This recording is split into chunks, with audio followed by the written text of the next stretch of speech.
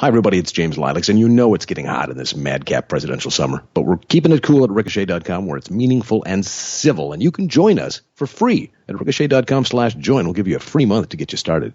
And after that, a membership's just a few bucks a month, and it's money well spent to stay sane and sharp in this cycle.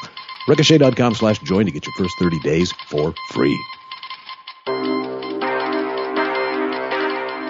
Welcome to Mad Dogs and Englishmen, Sin City sequel. This is our second podcast from here in Nevada.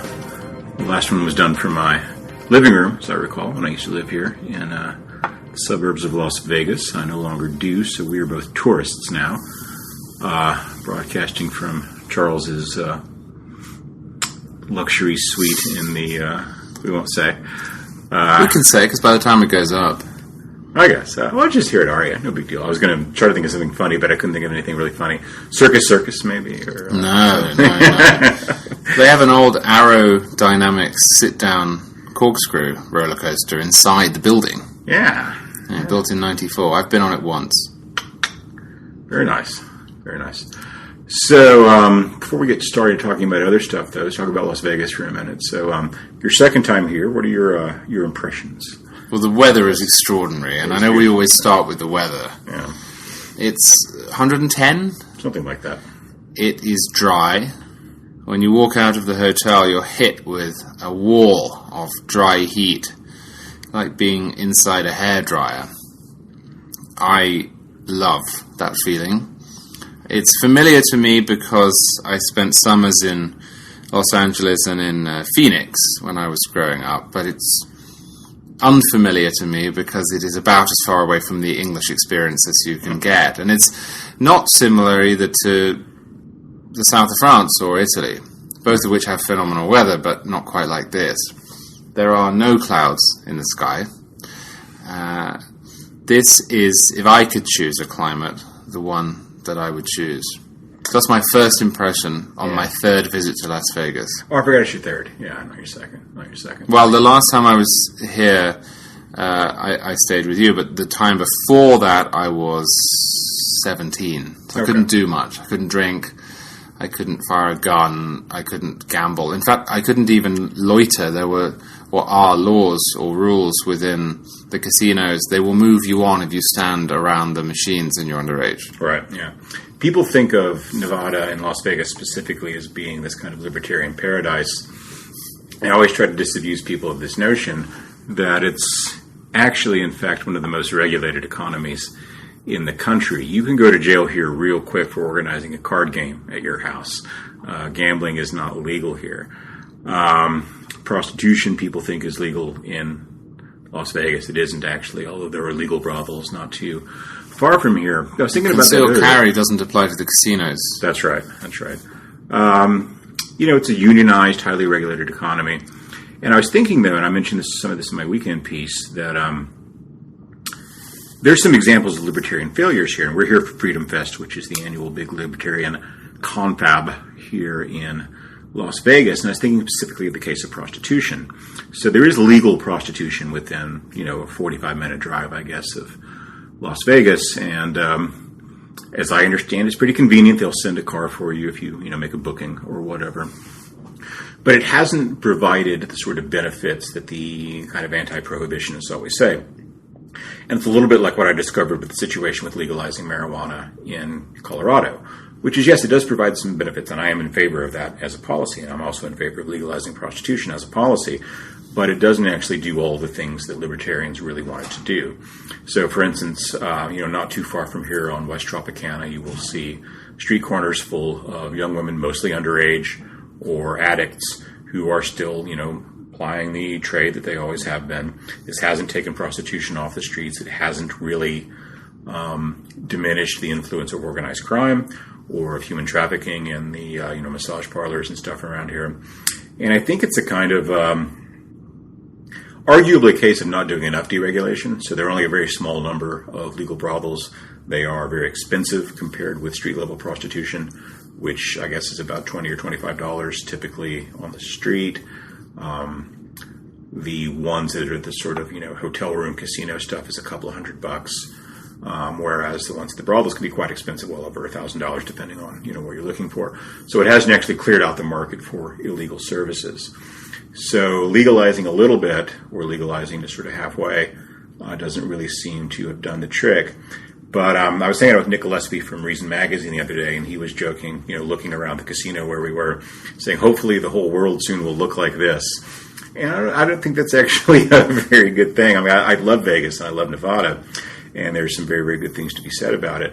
But this is not, I think, what I would want my kind of theoretical libertarian utopia to look like in a lot of ways.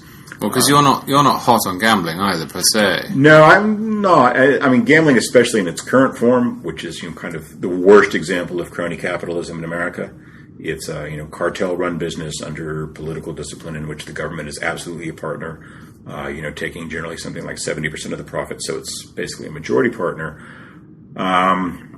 It's a bad, ugly, exploitative business. I don't think much of it. Again, I think people should be allowed to do it, but having the government involved in that as a partner, I think, is distasteful and ethically questionable in a lot of ways. The great thing about Las Vegas and the terrible thing about Las Vegas is that it really is an example of what it looks like when the lowest common denominator, if you will, the average version of what the sort of middle-class American appetite looks like when it comes to fruition. And it's not great. I mean, it's not great. It's not beautiful. It's not, casinos are not like they are in James Bond movies or, old Rat Pack movies and things like that. They're kind of gross. They smell bad. And it's not people sitting around in tuxedos playing, baccarat. It's adult video games and, people in flip-flops and sweatsuits just feeding, coins to them one after another. And it can be a fairly ugly scene. Now, I like the fact that the other parts of the sort of, freedom ethic in Nevada are great. And having lived here, once you get outside of the part of Las Vegas that's the tourist part of Las Vegas, it's a very, very different kind of place. It's very conservative. It's a very church-going, outdoorsy, sporting, shooting. People love their guns here. They love to shoot. They love to hunt. It's a lot what I think that Southern California would be like with better government and a less crazy, California local culture. So it's in some ways the best and worst of what the United States has to offer. So I guess it's a good place to have a libertarian festival. Right, being that libertarians are the best and the worst of America. Yes, we kind of are. We kind of are.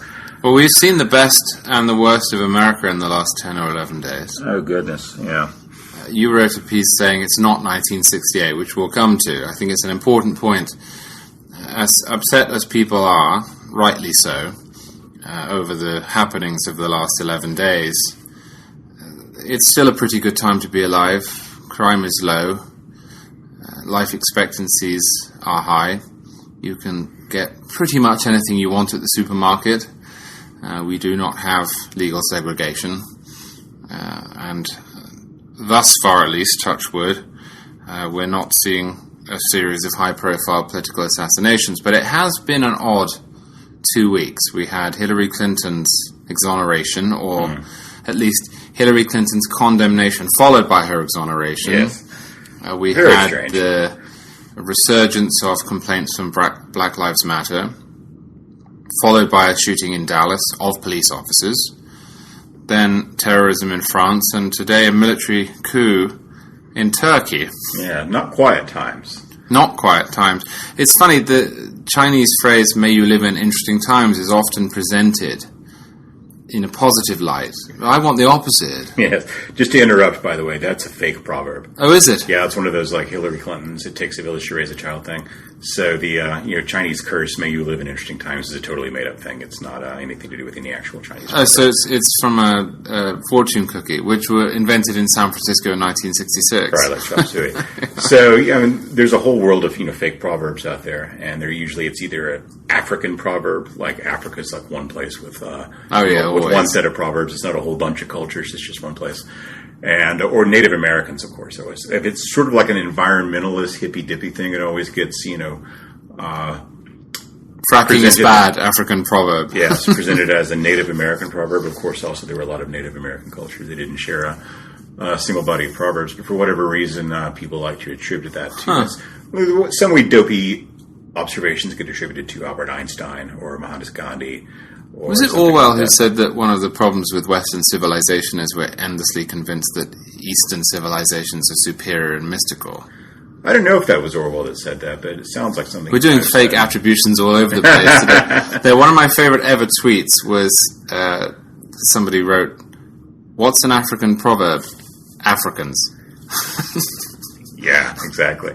I mean, it's not as if they sit around saying, American proverb, Philadelphia proverb. There's probably Philadelphia proverbs in Baltimore and some other places that have very strong local kind of linguistic culture that way. Anyway, it's been an odd 2 weeks, whether the Chinese had predicted the reactions or not. Yeah, but I was going to say I'm with you on that I think you and I both agree that although there have been a lot of material advancements since then, we wouldn't want to give up.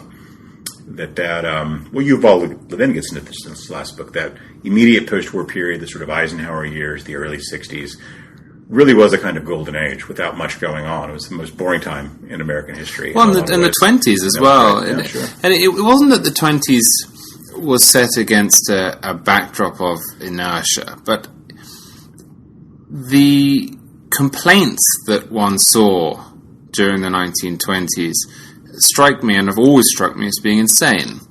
You see this today with people who run off and join ISIS. They will inevitably turn out to have been wealthy or to have been plugged in to the culture that they abandoned, but to have hated it nevertheless. And the complaints always seem similar to me to those that were preferred by the Italian futurists in the 1920s. Life is boring, we're too commercial, why are you so fixated on getting yourself a fridge freezer, why do you want a Model T Ford, why do you want electricity, we really should be blowing things up. Ross Douthat wrote a fantastic column in the New York Times a few years ago pointing out that actually totalitarianism is exciting and it is appealing. And while most people would be quite happy living a life of material wealth and improving upon the lot of their ancestors, there will always be some people who want to join what are essentially cults. And I'm fascinated by the 1920s in the same way I'm fascinated by the 1950s and early 60s and by the 1990s, in that you had this extraordinary material prosperity, these extraordinary advancements. People could, for the first time, do all sorts of things that they could never have done before, that either didn't exist at all or were the preserve of the rich.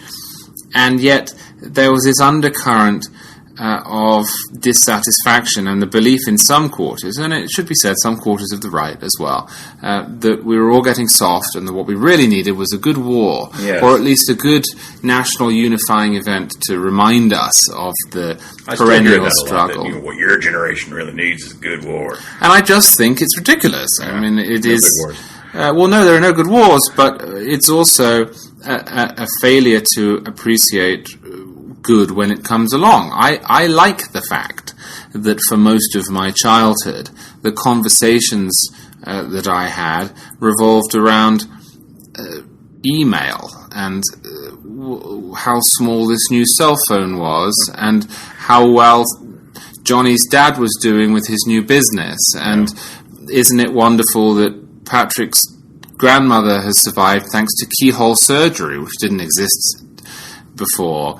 I imagine it must have been wholly salutary for people to get their first car or their first refrigerator or their first radio, to tune in and hear the baseball on the East Coast, if they were living in Utah, that they would never ever have accessed were it not for these miracles of technology.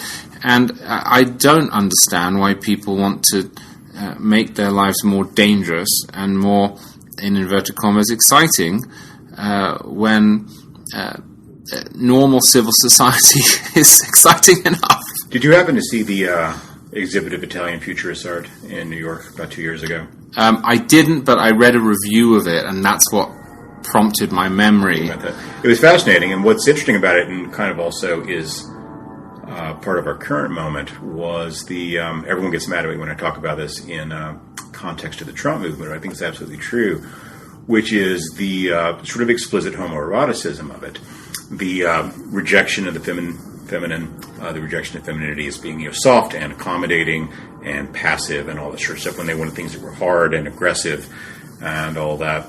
And there's actually this manifesto that they had, they're translated about why we reject the feminine categorically, and which seems like would make for less exciting Saturday nights. But hey, what do I know? It also wouldn't last too long. Yeah, it wouldn't last too long. It'd be a one-generation movement. Yeah, but we get a lot of that right now, and particularly in the Trump movement, this idea of Trump as the sort of super masculine kind of figure. Although I have a hard time seeing it. But what's interesting, though, is that it all ends up becoming indistinguishable from sort of 1970s gay kitsch, sort of Tom of Finland kind of stuff. That's right. So, these people who are, convinced that they are, the epitomes of masculinity traditionally understood, which is saying heterosexual masculinity. I'm talking about being alpha males, meaning that they, really command the attentions of females around them, have picked up essentially gay iconography. And, of course, this is part of the Third Reich and the Italian fascists and all the rest of it. But I've been surprised by how much of, I always forget the sculptor's name that Hitler loved so much, and his famous sculpture was called Comradeship, and it's just sort of the gayest sculpture ever made. And you see it in all these Twitter abbeys of these, alt-right types and things like that. And it was something that was understood as a kind of gay icon in its time, which in the 1920s, 1930s was not something that was, really talked about all too much. Now it seems sort of as obvious as the cover of a Village People album.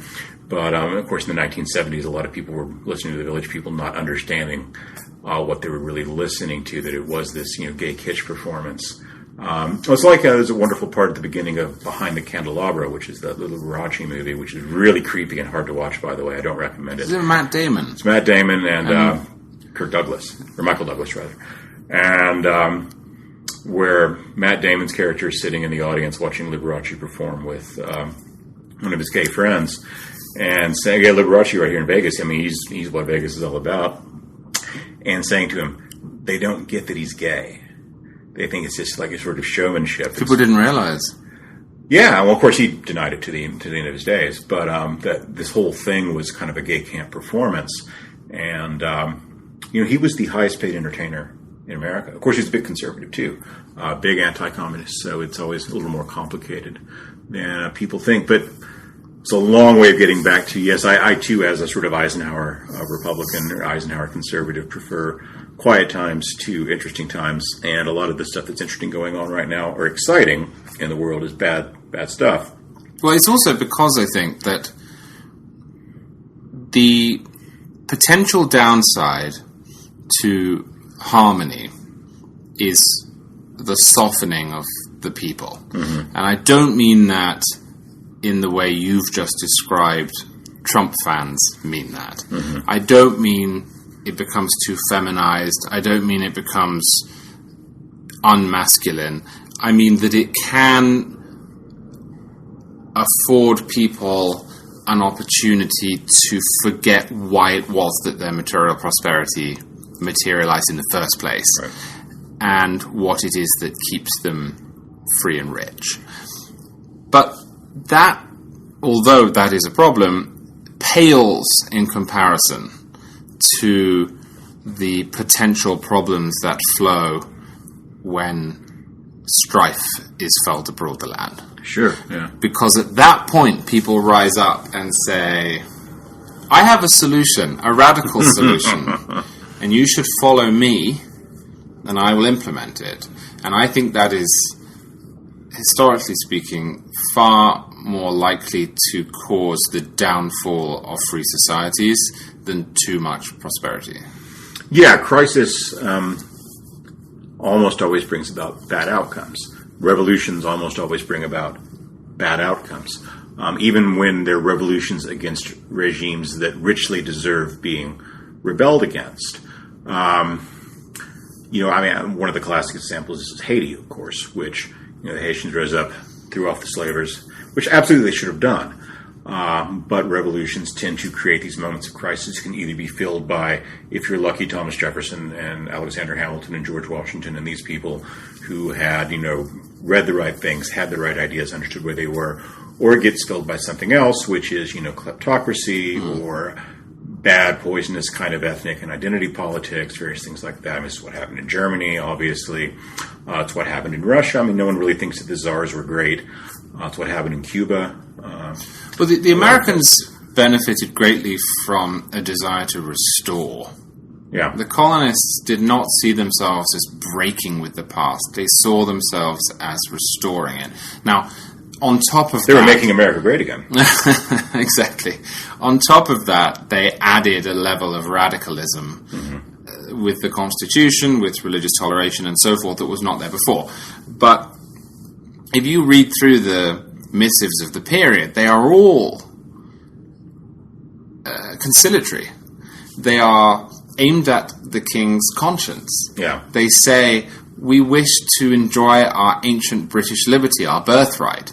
They don't say, unlike, say, the French Revolution, all that has gone before is bad and needs to be replaced down to the calendars and the clocks. And I think that's one of the mistakes in interpreting history that people make, is they see the American Revolution as being a revolution in the mold of most other revolutions, when of course it wasn't. Yeah.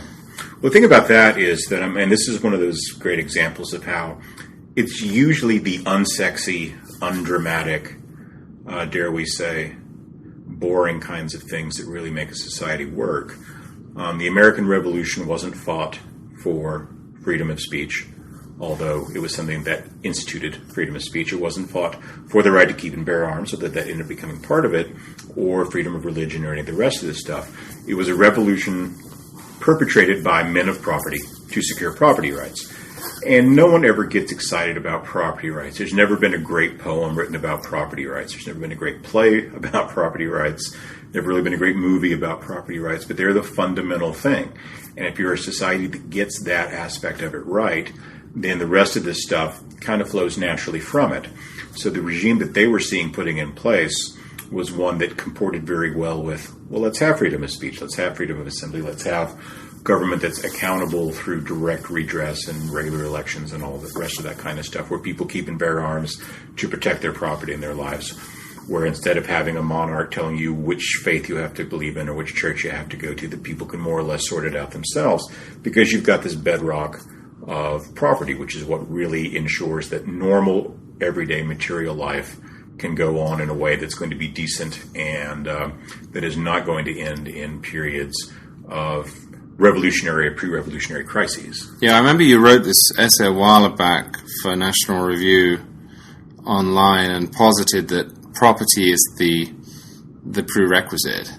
And you described the pursuit of happiness line in the Declaration of Independence as an Epicurean flourish, and suggested it would have been better for America. I don't think those are my words, actually. I think that's quoting someone. Oh, were you? Yeah. Well, you suggested anyway that it would have been better for America if Jefferson had plagiarized Locke completely, right, rather than partially, and just said property. Yeah.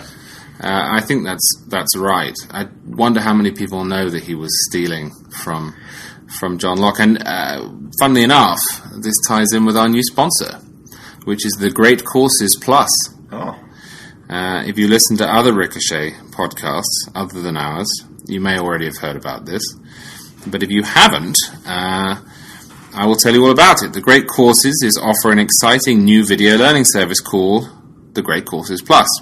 The Great Courses Plus will give you unlimited access to over 7,000 video lectures, which you can access from your TV, your laptop, your tablet, and even your smartphone.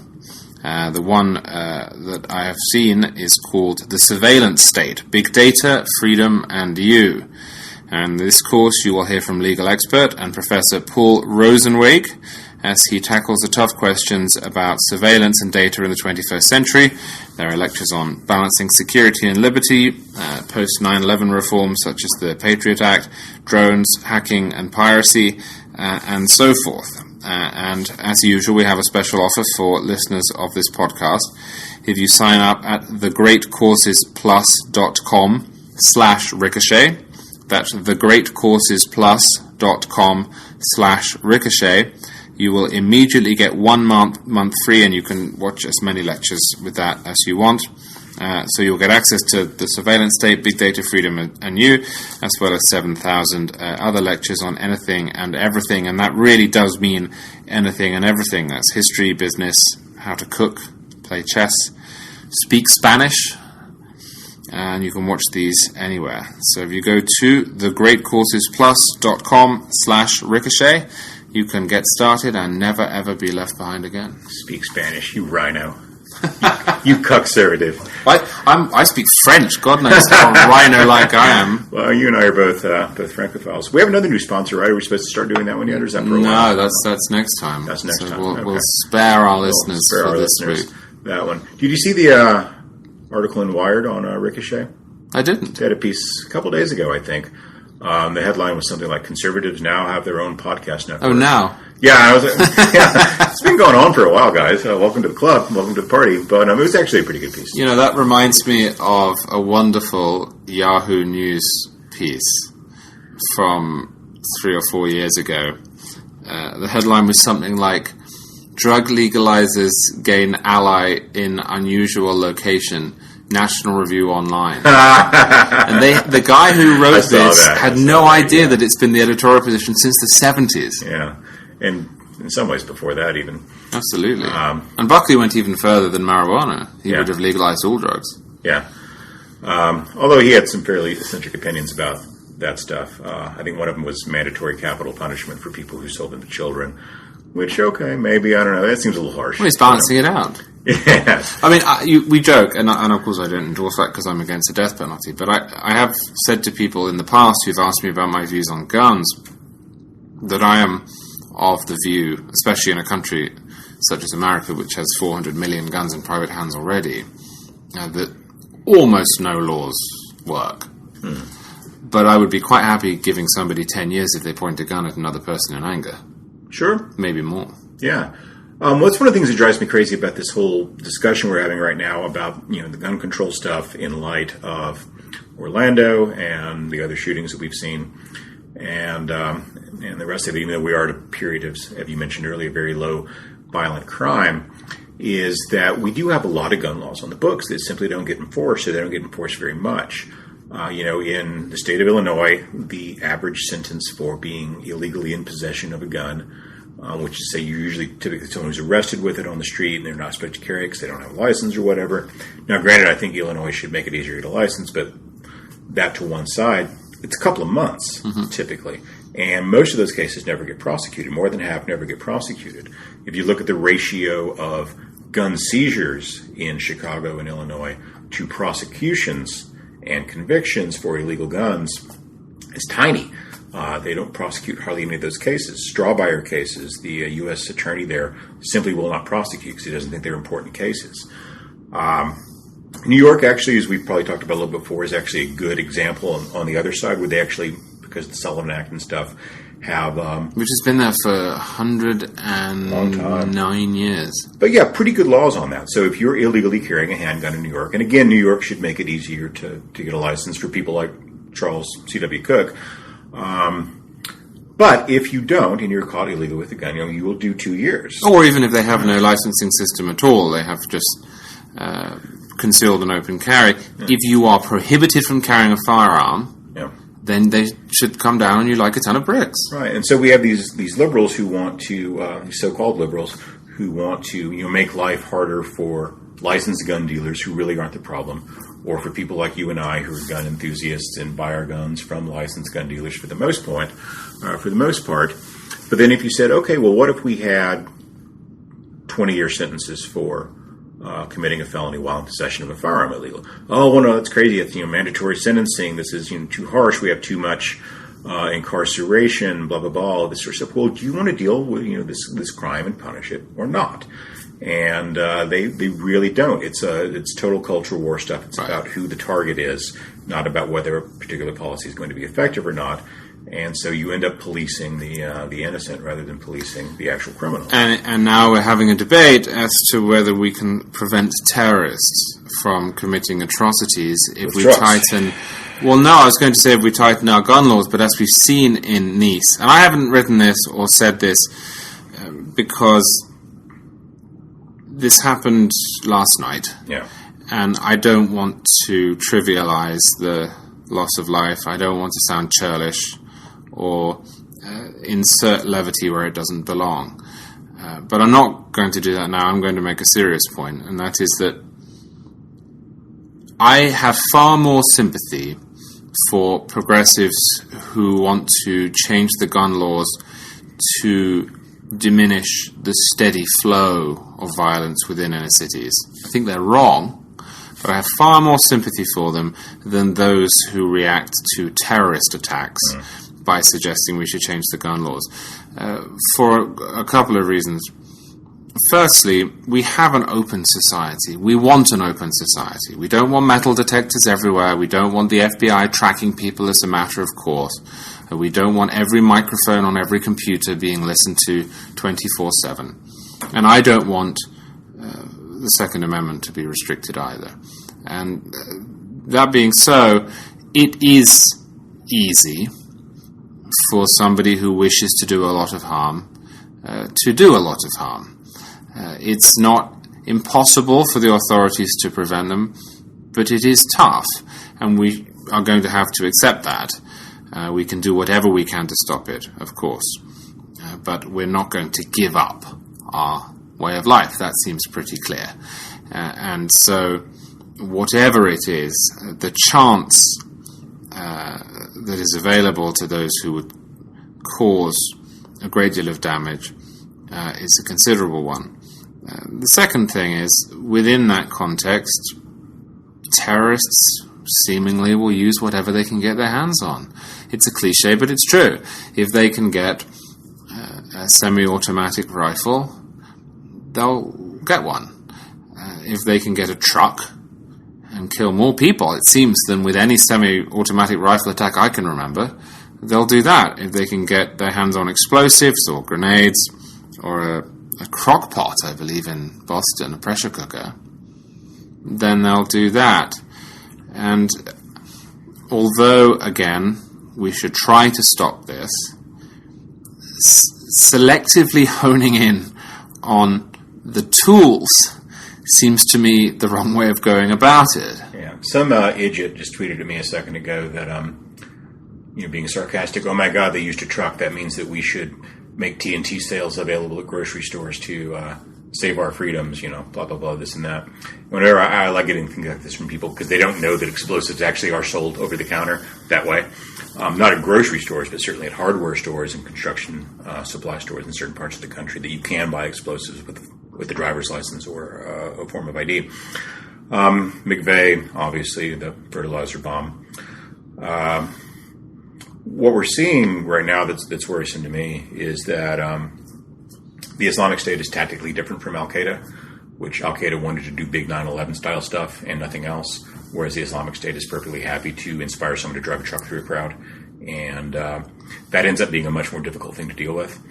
So I wonder, I was asking this question here at Freedom Fest, because libertarians tend to be sometimes either weak or conflicted or not to have really super well-developed ideas on national security.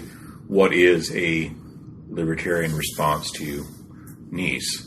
And again, not to be cheap about it, you love the French, I love the French. Maybe not the most popular view among conservatives to be Francophiles, but I know we both are. So not to exploit what happened there, but I think it is a worthwhile question that if you're, say, Gary Johnson and you were running for president as a libertarian and you want to talk about non-interventionism and you want to talk about, let's not have a surveillance state and not have this huge national security apparatus, which he's right about a lot of these things, don't get me wrong. But what do you do about a situation like that? And so if you're Charles C.W. Cook, empowered to take this on, what does a policy look like for dealing with what's looking like the early stages of a kind of intifada? Well, it's difficult. The obvious answer is to wait where your immigration comes from. Just play the numbers game. I'm not for open borders. I think it's reasonable to look at countries that export terror or are more likely to export people who will be influenced by ideas that are clearly leading to attacks. You obviously have to have a good set of intelligence services. But I'd slightly question the premise of your inquiry, in that, you know, people often say, well, what's the conservative alternative to Obamacare? Which is a little bit like saying, what's the libertarian alternative to the Patriot Act? Not having one. Yeah. Now, that position, if we see a steady increase in the number of these attacks, will eventually become untenable.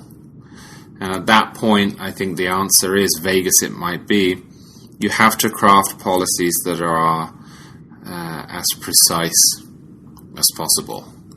Dragnets don't seem to work. Linguistic aside, real quick though, as you know, I'm a student of accents and regional variation, so I always pay attention to the way you speak. And so something I've noticed is you say patriot, or patriotism, but Patriot Act. Well, yes, because it's an American act. I think that's why. Yeah. Although I might say patriot and patriotism. Or patriotic. Or patriotic. I don't know. Yeah, okay. Well, never mind. No, I think you want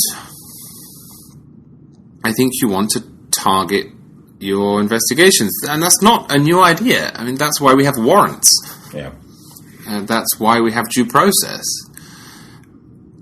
The temptation in these circumstances is always to overreact, and I think that's true on the right, and I think that's true on the left. And if people look through my writing, or my television and radio and podcast appearances, and my Twitter feed, they will see that after a shooting, I say, let's not overreact. And I say the same thing after terrorist attacks, when they don't involve firearms. You won't find me sitting on Twitter saying, we need a new Patriot Act, we need to spy on people, we need to tail Muslims. I do think that there is something to be said, as I said at the outset, for an immigration policy that seeks to limit the number of people who come from war-torn countries or from countries without the same cultural values as ours. I think that you had a lovely line once, libertarianism in one country. I'm not quite proposing that, but I do think that... Also not mine originally. No. You're attributing all sorts of stuff to me about stealing wantonly from other people. There must be a balance somewhere between the libertarian or classically liberal value of having free exchange of labor and movement and ideas, and limiting your freedom because you have free exchange of labor and movement and ideas. And again it's an if we reach a point at which the question is, should we limit immigration from dangerous parts of the world, or should we allow it and restrict the freedom of the people who are already here so that immigration does not cause a crisis? I'm going for the former. Yeah, and that's an if. That's a big if, because I don't want to overreact, and I have never overreacted on this, and I won't overreact. We're still very, very, very safe. Yeah, no, I've written quite a bit on this, that I think that our current immigration policy is bad for a lot of reasons in a lot of ways. We don't do much about illegal immigration. Our legal immigration policy is pretty bad. It should be primarily economically driven, but there should be a sort of, gateway that's the security question first. And, you really do need to do different levels of background checks and screening and surveillance and oversight for people coming from different parts of the world. It seems to me just entirely sensible. You can make a good policy out of that, or you can make a ham-fisted, beef-witted Donald Trump policy out of it, saying we're Muslims, immigrants, and it's a good example, I think, of how you can take the same basic idea and make a good policy out of it or a bad policy out of it. One thing I was thinking of, though, as we start to wind down here, is that I know you're a relative newlywed and you've got a new child at home, and I am someone who likes to go to bed about 9 o'clock at night. So we should talk about all the bad decisions we're going to make in Las Vegas tonight.